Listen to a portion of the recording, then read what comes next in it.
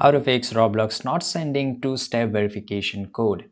It means you have to first of all check your Gmail, right? So just go to your Gmail and try to look there. And here, if you don't see your two-step verification code, in the left side, just go and click on more. And here you have to go to the spam. Sometimes, it will be in the spam. So just go and check it here. All right. And you can also go to this promotional sections here, and you can also find it in the snooze or in the started, and here you can get it. So there could be a chance it can be there, right? And here in the promotion sections as well as, right? So first of all, make sure you check your Gmail. If you don't find it, then you have to resend this code.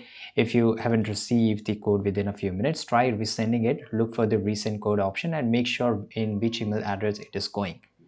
If you have backup code, say from when your set up two-step verification, use one of those to log in. You can find this option on the login page as well as.